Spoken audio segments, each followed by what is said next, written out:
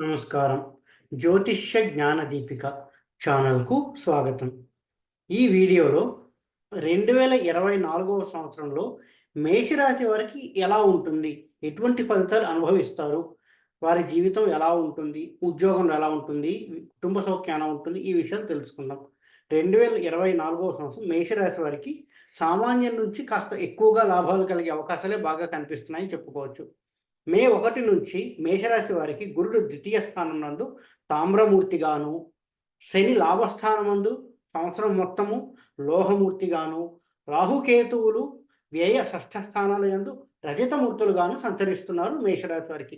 గురుడు ద్వితీయ స్థానం నందు తామ్రమూర్తిగా సంచరిస్తున్నందువలన సామాన్య లాభాలు కలుగుతాయని చెప్పుకోవచ్చు. తామ్రమూర్తి అంటే కాపర్. అంటే సామాన్య లాభాలు. సువర్ణమూర్తి, రజతమూర్తి, తామ్రమూర్తి, లోహమూర్తి అని 4 మూర్తిత్వాలుంటాయి. ఆ వీడియో డిస్క్రిప్షన్‌లో ఇవ్వడం జరుగుతుంది. సో, తామ్రమూర్తిత్వంలో ఉండడం వలన సామాన్య లాభాలు కలుగుతాయి అని చెప్పుకోవచ్చు. గురుడు ద్వితీయ స్థానంలో ఉన్నందుకు. శని లాభస్థానంలో లోహమూర్తిత్వంతో ఉన్నందుకు, లోహమూర్తిత్వం అంటే ఐరన్. చాలా సాధారణంగా ఉంటుంది. అనుకున్న లాభాలు కలగకపోవచ్చు అని చెప్పుకోవచ్చు మేషరాశి వారికి.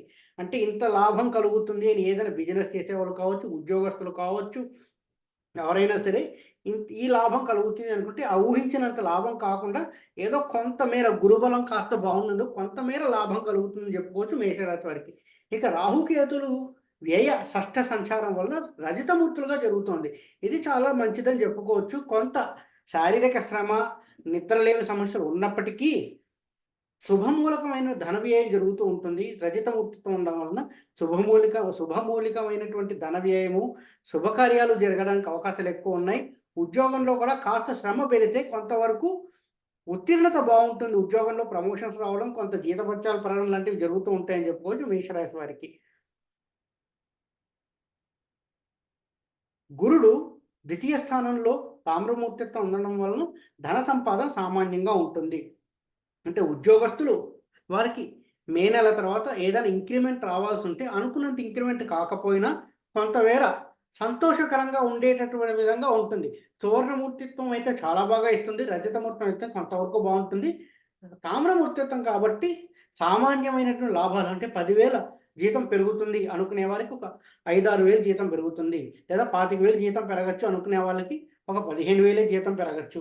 లేదా నాకు ప్రమోషన్ వస్తుంది. నేను లీడర్‌ని అవ్వచ్చు, మేనేజర్‌ని అవ్వుకునే వాళ్ళకి సీనియర్‌గా ప్రమోషన్ వచ్చే అవకాశం. ఈ విధంగా సామాన్యమైనటువంటి ఆనందాలు కలిగిస్తుంది గురుడు ద్వితీయంలో ఉన్నందువలన. అంతేకాకుండా కుటుంబంలో కూడా ఏమైనా చికాకులు అవి ఉంటే కొంతమేరకు తగ్గుతాయని చెప్పుకోవచ్చు. కుటుంబంలో ఉండేటువంటి సమస్యలు ఏవైనా చికాకులు గానీ కొంతమేర తగ్గే అవకాశాలే కనిపిస్తున్నాయి మేషరాశి వారికి. కుటుంబ సౌఖ్యం పర్వాలేదని చెప్పుకోవచ్చు. పనిలో అధిక ఒత్తిడి కలుగుతుంది. వృత్తిలో అంటే శారీరక శ్రమ ఎక్కువగా ఉంటుంది. ఎక్కువగా రాత్రిపూట కాస్త మేలుకొని పని చేయవలసి రావచ్చు. ఎక్కువగా సాఫ్ట్‌వేర్ రంగంలో ఉండేవాళ్ళు, లేదా మార్కెటింగ్ రంగంలో ఉండేవాళ్ళైతే ఎక్కువగా ప్రయాణాలు చేయవలసి ఉంటుంది. శారీరక శ్రమ అనేది పెరుగుతుంది. అధిక పని ఒత్తిడి పెరుగుతుంది. శ్రమ పెరుగుతుంది. అధికారులు మెప్పు పొందుతారు. వీరు చేసిన పనికి అధికారులు మెచ్చుకోవడం, అవార్డులు, రివార్డులు ఇవ్వడం జరిగినా కూడా జీతభత్యాల విషయానికొచ్చేసరికి అంత అనుకున్నంత జీతభత్యాలు రాకపోయినా కొంతవరకు సంతోషపడేలాగే ఉంటుంది. ఉన్నంత వరకు కొంత సంతోషంలో ఉండొచ్చు. అప్పుడప్పుడు స్వల్ప అజీర్ణ సమస్యలు కలిగే అవకాశాలుంటాయి వీళ్ళకి. కొంతవరకు ఆరోగ్యం జాగ్రత్తగా చూసుకోవాల్సిన అవసరం ఉంటుంది. అజీర్ణ సమస్యలు ఎక్కువగా ఉంటాయి. కుటుంబంలో ఉండేవారికి కూడా ఏదో చిన్న చిన్న అనారోగ్య సమస్యలు కలుగుతూ ఉంటాయి. తామ్రమూర్తిత్వం ఉండడం వల్ల ద్వితీయ స్థానంలో ఉన్నట్టు గురుడు చిన్న చిన్న అనారోగ్య సమస్యలను ధన వ్యయం కలిగించే అవకాశం కొంతవరకు కలిగిస్తోంది మేషరాశి వారికి. వృత్తిలో కొంతమందికి దశ అనుకూలంగా ఉన్నవారికి ప్రమోషన్‌లు వచ్చేటువంటి అవకాశం ఉంటుంది. లేదా వృత్తి మారుదాము అనుకునే వారికి వృత్తిలో మార్పు కనిపించే అవకాశం స్పష్టంగా ఉంది మేషరాశి వారికి. ప్రమోషన్‌లు వచ్చే అవకాశం ఉంటుంది. లేదా వృత్తి మారే అవకాశం ఉంటుంది మేషరాశి వారికి గురుడు వల్ల. శని లాభస్థానంలో లోహమూర్తిత్వంలో ఉండడం వల్ల అనుకున్నంత లాభాలు గత సంవత్సరం నుంచి కలవలేదనే చెప్పవచ్చు. చాలా లాభాలు కలగొచ్చు. నేనింత కష్టపడ్డాను, నేను ఉద్యోగంలో ఇంత చేశాను అనుకున్న వారికి ఇంత జీతం పెరుగుతుంది అంటే అంత జీతం పెరగకుండా కొంత వేరే ఉంటుంది. ఈ సంవత్సరం కూడా అంత స్వల్పమైన ఆనందంతోనే తృప్తి పడవలసి రావచ్చు మేషరాశి వారందరూ. సామాన్య లాభాలు కలుగుతాయని చెప్పుకోవచ్చు. బద్ధకం అనేది పెరుగుతూ ఉంటుంది. ఎక్కడికైనా బయటికెళ్ళాలన్నా కొంత బద్ధకంగా ఉంటారు. శరీరం అంతా అలిసిపోయినట్టుగా ఉంటుంది. ఎక్కువగా రెస్ట్ కోరుకుంటూ ఉంటారు వీరు. ఎందుకంటే గత సంవత్సరంగా చాలా కష్టపడ్డారని చెప్పుకోవచ్చు. ఎక్కువగా ప్రయాణాలు చేసుండొచ్చు.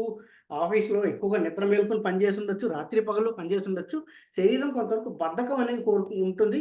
రెస్ట్ కోరుకుంటూ ఉంటుంది. సంతానం విషయంలో సంతానం లేనివారు కొంతవరకు వైద్య సహాయం ద్వారా సంతానం కలిగే అవకాశం ఉంటుంది. సంతానం ఉన్నవారికి వారిపైన అధిక శ్రద్ధ పెట్టవలసి రావచ్చు మేషరాశి వారందరూ. సంతానం పైన అధిక శ్రద్ధ పెట్టవలసి ఉంటుంది. విద్య గురించి కావచ్చు, ఆరోగ్యం గురించి కావచ్చు, కొంతమేర శ్రద్ధ పెంచవలసి ఉంటుంది మేషరాశి వారందరికీ. రీసెర్చ్ రంగంలో ఉండేవారికి చాలా అనుకూలమైన సమయం చెప్పుకోవచ్చు. ఎస్పెషల్లీ రీసెర్చ్ రంగంలో ఉండేవారికి కావచ్చు, పీహెచ్‌డీ చేసేవారికి కావచ్చు, సైంటిస్ట్‌లా పనిచేసే వాళ్ళకి ఇది చాలా అనుకూలమైన సమయం. కానీ ఎంతైనా లోహమూర్తిత్వంలో ఉన్న శని కాబట్టి అనుకున్న ఫలితాలు అంత గొప్పగా ఇవ్వడు. కొంతవరకు పర్వాలేదని చెప్పుకోవచ్చు. రీసెర్చ్ రంగంలో అంటే ఎందుకంటే శని కొంతవరకు దీనికి కారకత్వం వహిస్తారు కాబట్టి చాలా బావుంటుందని చెప్పుకోవచ్చు. వైద్య వృత్తిలో ఉన్నవారికి, మెడికల్ షాప్ రన్ చేసేవారికి, ల్యాబ్ టెక్నీషియన్‌లకి వీళ్ళందరికీ కొంత లాభాలు కలిగిస్తాడని చెప్పుకోవచ్చు మేషరాశి వాళ్ళందరికీ.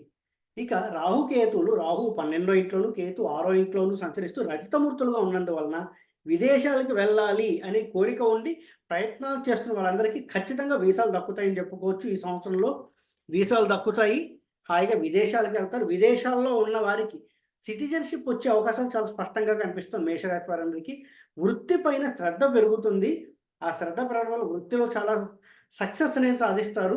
ఈ అవార్డులు, రివార్డులు పొందుతారు. కానీ జీతభత్యాల విషయంలో కొంత సామాన్యంగా ఉంటుందని చెప్పుకోవచ్చు. సాఫ్ట్‌వేర్ రంగంలో పనిచేస్తున్న వారికి పని ఒత్తిడి పెరుగుతుంది. అకౌంటింగ్ రంగంలో ఉండేవారికి, ఫైనాన్స్ రంగంలో ఉండేవారికి కూడా పని ఒత్తిడి పెరుగుతుంది. వృత్తిలో కూడా పని ఒత్తిడి పెరిగినా వారికి పేరు ప్రఖ్యాతులు కలుగుతాయని చెప్పుకోవచ్చు. రాహు 6వ స్థానంలో సంచరిస్తున్నాడు కాబట్టి ప అకౌంటింగ్ రంగంలో ఉండేవారికి, ఫైనాన్స్ రంగంలో ఉండేవారికి చాలా బావుంటుంది. రజితమూర్తిత్వం ఉండడం వలన చాలా బావుంటుందని చెప్పుకోవచ్చు. ఫలితం ఆశించకుండా పని చేస్తారు కానీ, వాళ్ళు ఆశించిన దానికంటే మంచి ఫలితం దక్కుతుందని చెప్పుకోవచ్చు మేషరాశి వారికి. మొత్తం మీద ఓవరాల్‌గా చూసుకుంటే 24 మేషరాశి వారికి కొంతవరకు ఆనందం దక్కుతుంది. కొంత సామాన్య లాభాలు కలుగుతాయని చెప్పుకోవచ్చు. రాహు గ్రహం వ్యయ సంచారం వలన శుభమూలక ధన వ్యయం జరుగుతుంది. శుభకార్యాలు జరిగే అవకాశాలు స్పష్టంగా కనిపిస్తున్నాయి. ఈ వీడియో కనుక మీకు నచ్చినట్టయితే లైక్ చేయండి, షేర్ చేయండి. మరిన్ని వీడియో నోటిఫికేషన్స్ కోసం మా ఛానల్ సబ్స్క్రైబ్ చేసుకోండి. ఓం నమో నారాయణ.